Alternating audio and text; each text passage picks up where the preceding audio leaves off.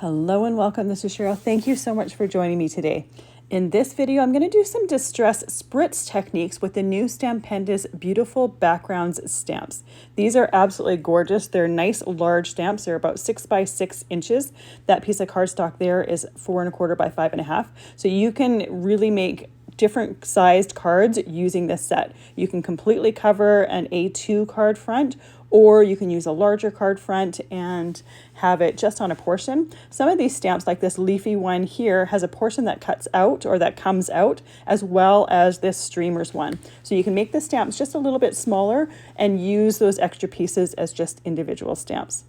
I happen to have gotten my Distress Spritz order just before wanting to film this, so it was perfect. It was a great opportunity to use these stamps with this new medium and play with it.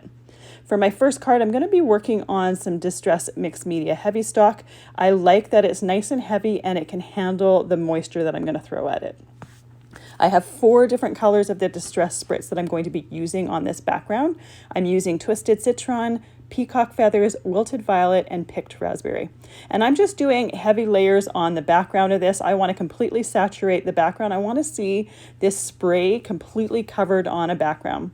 Now, I had originally only intended to just do this background, but I couldn't let this overspray go to waste. So I decided to take an extra piece of Distress Mixed Media Heavy Stock and just sop it up with that cardstock. And you can see that just sopping up that spray, I kind of get mud. Like, it's not anything pretty to look at, but we'll make it pretty. Now, these Distress Spritzes, if you haven't heard of them before, if they're new to you, they're new to the market, they're just a brand new product. They have a clear fluid in them with colored mica. So the color that you're seeing on this background is the mica from it.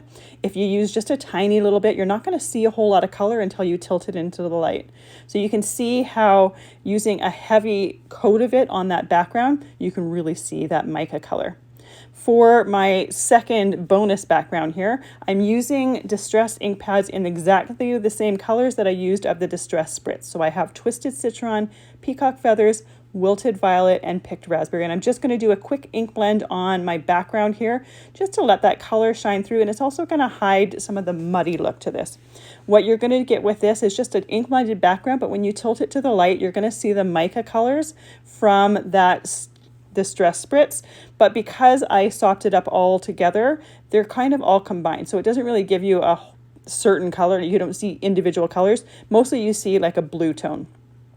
So I'm just using some large ink blending tools. I have my piece of cardstock on my ultra sticky mat. I really like this mat for holding the cardstock down. I find that I don't have to hold any pieces down when I'm using this. It really grips it nicely. So you can see that background there. Once I tilt it into the light, you can see that shimmer of mica.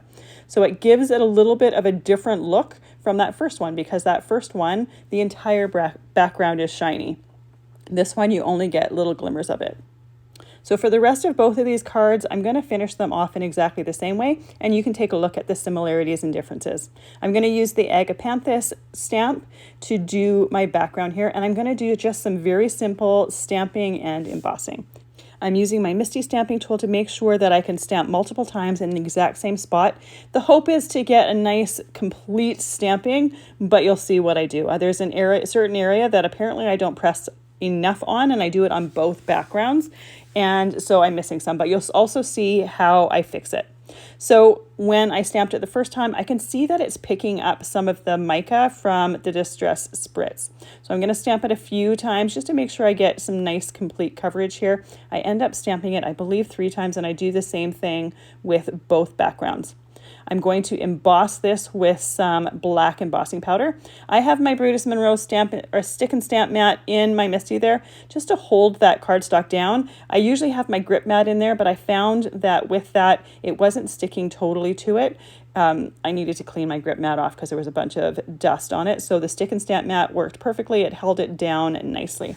So you can see about halfway in the middle of the card, there's that one flower that's a little bit more open looking that I don't get a complete stamping on. And that's what I was talking about earlier. Now, if I had put this piece in my bottom left corner like I normally do when I'm stamping, I could easily just put this back in my Misty stamping tool and restamp it because I hadn't removed my stamp from it. But because I put it in the center, I am not able to do that because I can't ensure that I'm going to get it in exactly the right spot.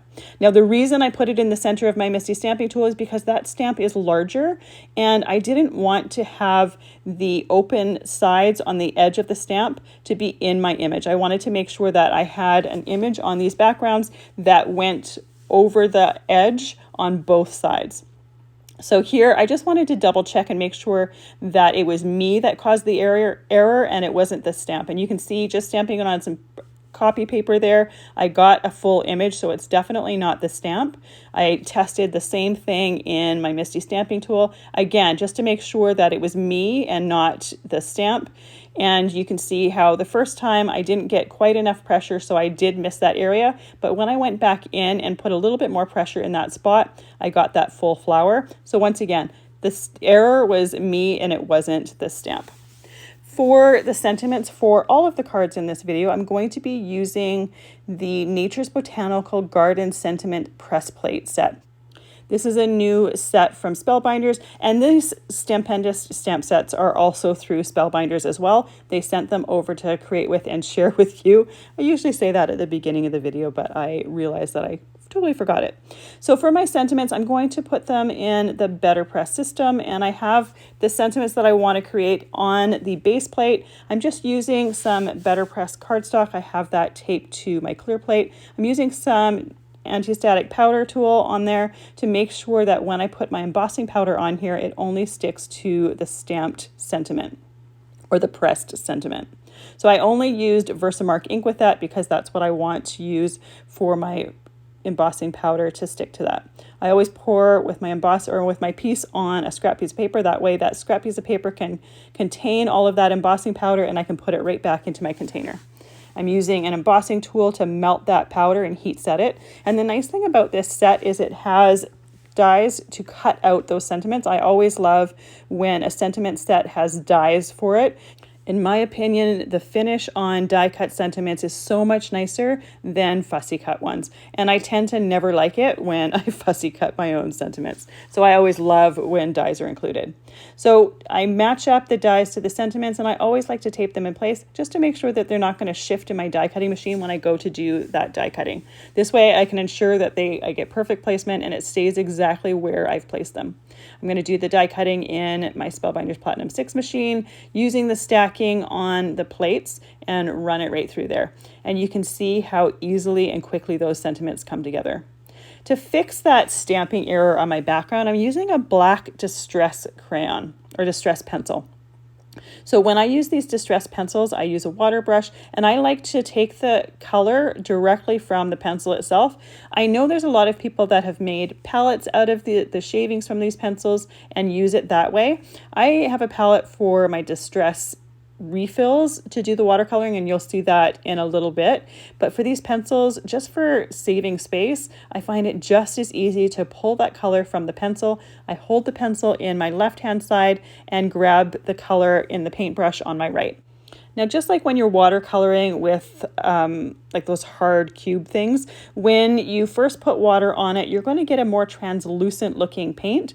Once that end of that crayon or that pencil has softened a little bit and you're getting a little bit more of that pigment, your paint is going to be a little bit more opaque. So I like to play with having some areas a little bit more transparent and some areas a little bit more opaque. For this, what I tended to do was a little bit more opaque in the center, a little bit more transparent on the outside. I wanted these flowers to be visually different from the ones that were stamped and embossed and solid. And there's a few flowers on this background that are a little bit more open, and there's also a bunch of them that are solid. Because they have the two different ones on that background, might as well play with it and get two different looks out of it. Now, for the area that completely didn't stamp, I just guessed where those pieces were. These flowers are so random anyways that I don't think you'd really notice. Someone would have to be really paying attention to take a look at it and say that it, was fixing a mistake.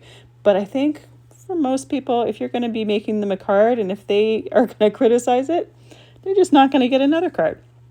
So I'm going to do the same thing on that second background. So this is the main flower that completely didn't stamp completely. There is one towards the bottom right of the panel that also didn't stamp completely, but I had already planned on putting my sentiment there anyways, so that's going to cover a lot of that. Now another option here would have been to do some watercoloring with another color of the Distress Spritz, but because the fluid itself doesn't have color and it's more the color of the mica, I thought it wasn't going to look as nice as using Distress Crayon here, and I had already planned on watercoloring with the Distress Spritz on a couple other cards in this video, so you're going to see that anyways. I really like the look of this done with that Distress pencil. I think it gives enough opacity to the flowers that it looks like they coordinate well with the solid embossed flowers in the background, and I also love the ability to put a little bit more transparent color towards the edge of that full one on the left hand side. So once my panels had completely dried, I can put them on my card base here. I'm keeping the design very, very simple. I want the star of the show to be these floral stamped backgrounds. And by just putting it with a simple white border around it, and then the sentiment is embossed in black with white around it, it keeps the focus on the colors of that background. Now for the second one, if you wanted to add just a tiny little bit, here's my favorite tip for creating a faux matte. Now you could easily create a matte with black cardstock and put it behind there, but sometimes if you want your cards to be a little bit thinner, a little bit lighter for mailing, or if you're short on a certain color of cardstock, this is a simple hack, and it's just using a Copic marker. I use the chisel end, run the long end of the chisel along the side of the cardstock, and do this on a scrap piece of paper, and do that on all four sides, and it gives the look of a matte behind your image, but there's no matte there. It gives that part or that piece of frame, and it just kind of finishes it right off. But you can see that while it's nice with that frame on it, it's not 100% necessary. Here's the first one where I didn't do that, and if you didn't see the two cards together, you wouldn't necessarily miss it. So there is the finished look of those two cards with those two different backgrounds. For my next card, I'm going to use this Floral Garden stamp set. I absolutely love this background. It creates an all over floral. And for this one, I wanted to do some watercoloring with my Distress reinkers. So I'm going to stamp and emboss this image first. I'm using my anti-static powder tool on there and completely covering my piece of cardstock. I'm using Distress watercolor cardstock here. You can use whatever watercolor cardstock you like. I like the Distress because it's nice and bright white, so it's not going to affect the color of my watercolor paints. If you use something that has a little bit of a yellow tone to it, you're going to see just a little bit of a difference in that background. I'm also using a stamp pressure tool just to make sure to get a full image before I do the embossing. And in order to ensure that, I'm going to stamp it a few times with that Versamark ink. Use that stamp pressure tool each and every time. I'm a little bit extra cautious for this one after making that mistake on the first one. I want to make sure that I get a complete image here. Once I'm confident that I have a full image, I can take that piece off of my stick and stamp mat, and then I can put my embossing powder on it. For this one, I'm going to use some gold embossing powder. I love the look of gold embossing powder with watercolored florals. You could also easily use silver here, but I thought the gold would be a nice complement to the watercolors that I'm going to add. So I put that powder on top of there, put the excess back in the container, and use my embossing tool to melt that powder. It's always magic seeing that powder go from the dull granular look to smooth and shiny and gold. And it's one of those techniques that is so simple, gets used so often, but it has such a wow factor to it, especially if you're showing someone stamping. Doing this, you're going to wow them for sure. So once everything is melted, I'm ready to start my watercoloring. Now I have a palette here that I have all of my Distress reinkers in. I have a little label that I put to the bottom right of each color that I've colored with the color that is in that well, and it says the name on it. But why I like to do that is because so often the colors of these reinkers are so concentrated that you can't actually see some of the individual colors, especially when we get to the darker ones. And by having that label watercolored on the side, I get an idea of exactly what the color tone is and whether I want to use it on the project that I am doing. So to start off with, I'm starting with tumbled glass, and I'm coloring all the areas that I find that are the background areas. This is just going to give me a clear indication of where each one of those florals is and where they start and end. So I'm kind of working from the back to the front. I'm going to start with my sky color here, and then I'm going to go in and do the leaves, and then finally I'll do the florals. Now you can see I used my re-inker to fill in my tumbled glass well there. I was running low and I didn't have enough to finish that background. And when you're filling it up, a drop, maybe 2 drops is plenty, and it lasts a really long time. Now, these re-inkers will never dry in this well. I've had some of them in here for many years. I've used this palette for years. So it needs to be stored horizontally. You do not want to tilt this up, because if you tilt this up, you're just going to have all of these colors running down, muddying with each other and creating a pool underneath on the shelf or wherever you're going to put this. So I've got the rest of this done on a time lapse here because it's fairly simple and repetitive.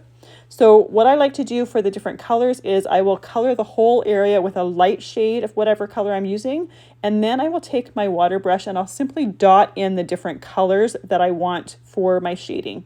And because those areas are still wet, those dots of dark color are going to blend and bleed with the different areas.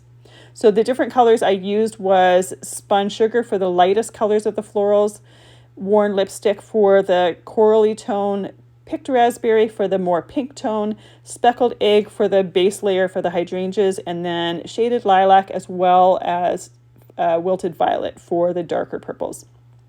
I wanted to take the same colors of Distress Spritz and just add a little bit of shimmer to the darkest areas of those flowers. I didn't want to completely cover it with shimmer because I wanted to see some of that Distress re-inker or that Distress color shine through, but I did want some shimmer to it.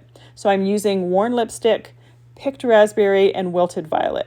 So I'm just spraying them right on my glass surface here. It works perfectly as a paint palette. I ended up just cleaning them up with a cloth once I was completely done, but you could easily take another piece of watercolor paper or Distress heavy stock or mixed media heavy stock and dip it in there if you didn't want to waste that. Another thing that you could do is use a palette just like I use for my Distress re-inkers and create a palette with those Distress Spritz. I haven't done that yet simply because I'm hoping that more come out at some point, and I don't really want to create a palette until I know for sure. So to create a border on this piece here, because this floral stamp is a little bit more of a loose floral look, I am taking the edge of the cardstock, running it along a Versamark pad, and then just dipping it into some gold embossing powder. If you didn't want to go through this, you could also take a piece of gold specialty cardstock and create a mat for it with that. But by using the embossing powder, I know that that gold is going to be perfectly matched to my gold embossing. It creates a little bit more of an organic look to it because there's no way to create a completely perfect line to it. But like I said, because the stamp itself is more loose florals, it doesn't necessarily need something absolutely pristine. But it creates a beautiful border, like I said, that completely perfectly coordinates with the embossing on the image. I have that piece cut down to 4 inches by 5 1/4 inches, which I did before adding my edge to it, and I'm putting it onto an A2 card base.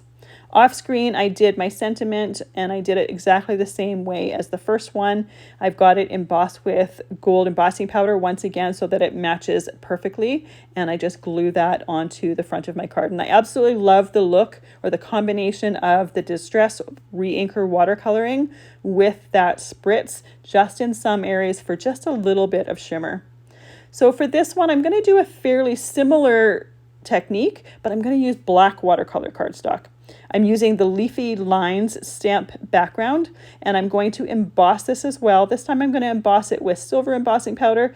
Only reason, because it's different than the last one. So you could do this embossing with gold embossing powder as well and would look absolutely beautiful. I just wanted to create something or wanted to use a different product, different color, just so that you can see these shimmers with a different embossing. But they would look beautiful with gold as well. I think it would even look kind of cool with white embossing here. So I've got my image stamped a couple times. This is one of the ones that has a corner that you can take out or you can use with that background. I chose to take it out so that I can keep an area open for putting my sentiment on. You could easily stamp your sentiment right onto this background, but I do a separate sentiment so that I can play with the placement when my background is completely done. I'm using my embossing tool to melt that embossing powder on the background. And then for this one, I'm not using those Distress reinkers that I used earlier because Distress reinkers are transparent. If I watercolored with them on black cardstock, you wouldn't see them. So I'm using Distress watercolor pencils again, and they have some pigment in them, so they have some opacity to them. I'm trying to keep it so that I have the color in the center and the base of the leaf, and then I am blending it out so I get a little bit of a darker color, a little bit more of that black watercolor cardstock shining through. I have 3 different colors that I'm using here. I have peeled paint from set 1, peacock feathers from set 3, and twisted citron from set 2. And I chose colors that were going to coordinate with the Distress Spritz colors because I am going to use the Distress Spritz colors to go on top of some of these areas, as well as just watercoloring some of the leaves on their own. So I'm using each one of those colors to watercolor some of the leaves. I'm not blending the different colors together for this particular background, but you certainly could. So I started off with the twisted citron, doing some random leaves. I'm trying to make sure that there's space between each of the leaves to do ones in the other 2 colors as well. I don't want to have one clump of one color in one area, another clump of another in another area. I want them nicely scattered. So once I'm done with the twisted citron, I can go in with the peeled paint and do some leaves with that one as well. I chose those 2 colors because they were the 2 greens that were available in the Distress Spritz colors. And then the peacock feathers, I just thought it would be fun to have a little bit of a bluey green in there as well. Just for a little bit of a fun twist, something a bit unexpected, and just to add some different color to the mix. I didn't necessarily want to get too crazy with it, but I really love the look of the peacock feathers in it in the end. I think it adds such a beautiful color. So finally, I'm going in with the peacock feathers distress pencil. I'm not going to do a ton of leaves in the peacock feathers, but just enough to add a bit of a different pop of color.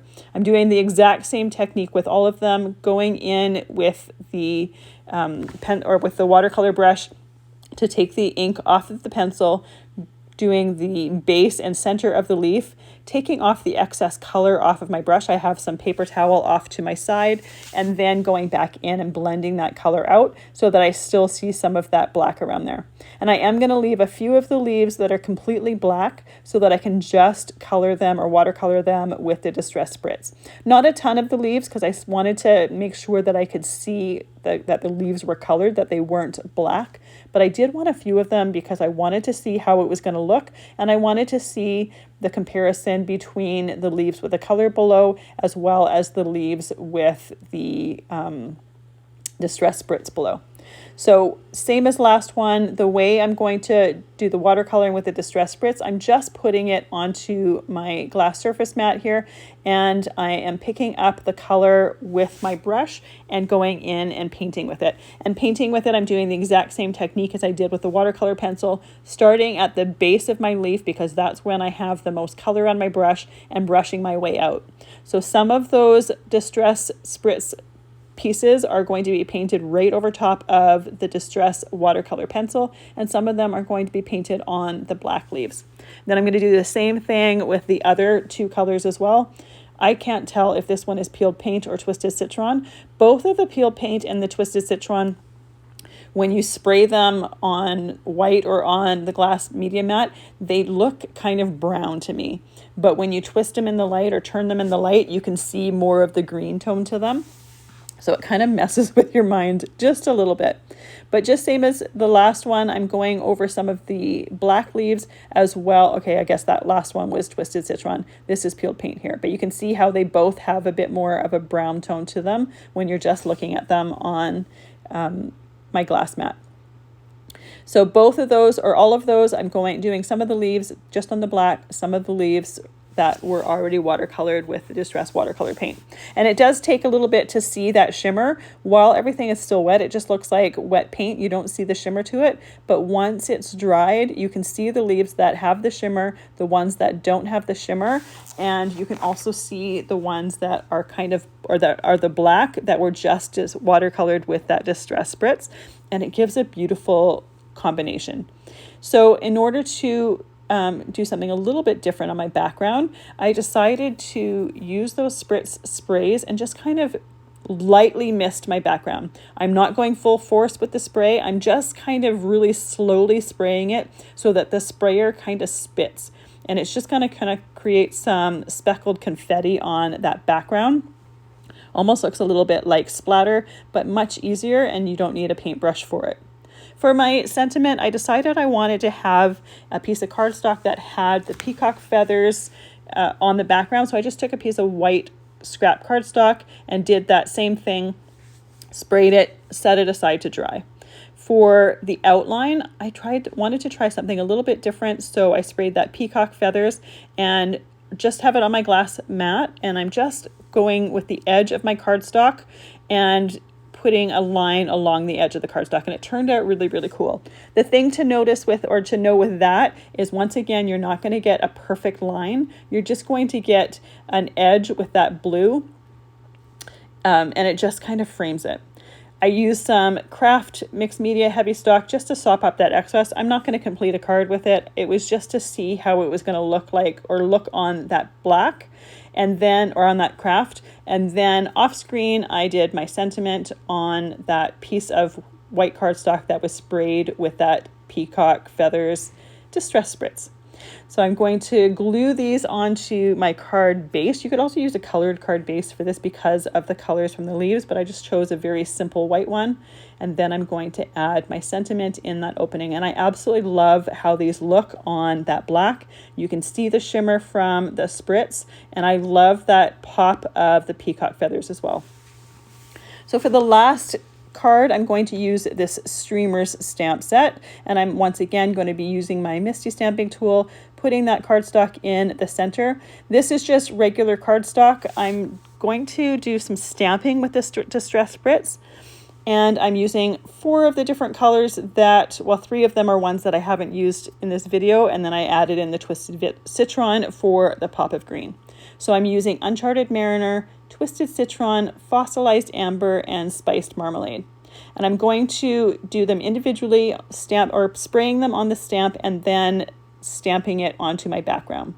Now, full disclosure, you're not going to get a pristine stamping with this. And it also really depends on how heavy you are with the spritz on the stamp. I was concentrating on making sure that the stamping surface was completely covered. And especially with the fossilized amber, I got a lot of it on the background, which ended up running to the front and kind of muddying it a bit. So if you're looking for something that's going to give you a pristine stamping, this is not it, but it does create a fun looking background. Then I let that completely dry before working on my next step. So for the first stamping, I only used the large part of the stamp. I didn't use the extra pieces.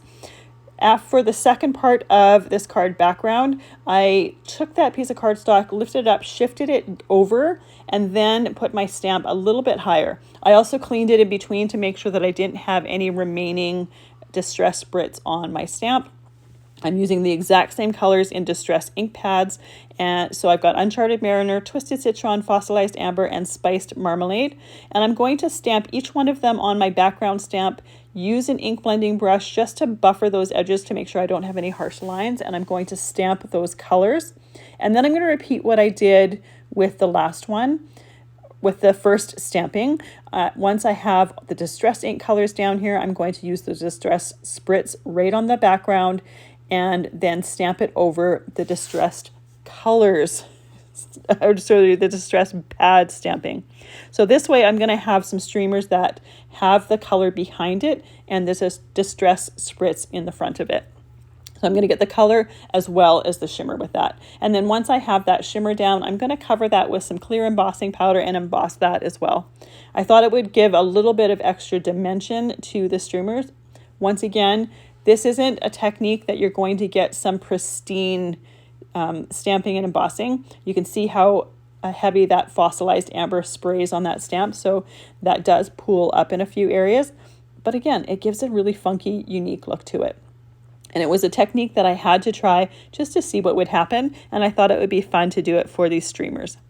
So I've got my container of clear embossing powder here. I'm just going to pour that on my wet Distress Spritz and then emboss that with my embossing tool. And because that Distress Spritz is fairly wet, that powder is going to stick exactly where everything is wet. So once I have that completely covered, I can use my embossing tool and I can emboss that whole background. So the result is a nice, fun streamer background, perfect for birthday cards or celebration cards. I could see this also being done in some metallic colors to create some metallic streamers. I think that would be fun. So for the border on this one, I decided to go back to the Copic border. This time I'm using an orange Copic marker because it ties in with the color of the streamers. Just a perfect way to add that frame to it without adding any extra bulk. And to be honest, orange is one of my least favorite colors, so I wouldn't have had the cardstock to do this anyways. So this is the perfect solution. I'm going to glue this onto my card base. All of my cards were glued together using Barely Art glue in a fine line bottle. I absolutely love using this glue, and it sticks fairly quickly, but it gives you a little bit of wiggle room for if I happen to mess something up and I need to tuck something in somewhere, I have a little bit of that wiggle room. I used a Happy Bloomin' Birthday sentiment. It's from that same sentiment set that I've been using through this whole video. It doesn't necessarily work well with that card other than the happy birthday part. The Bloomin' doesn't necessarily work with the streamers, but I wanted to use all the same sentiments. I didn't want to pull in another one. I absolutely love using these Distress Spritzes. They're a perfect way to add some shimmer and some shine on your cards, and I love the fact that they can be used in different ways to create different looks. I hope you enjoyed seeing some of the different ways that you can use this new product, and I hope you have fun playing with it. Thank you so much for joining me today. I really appreciate the time you spend with me. I hope you have a fantastic day.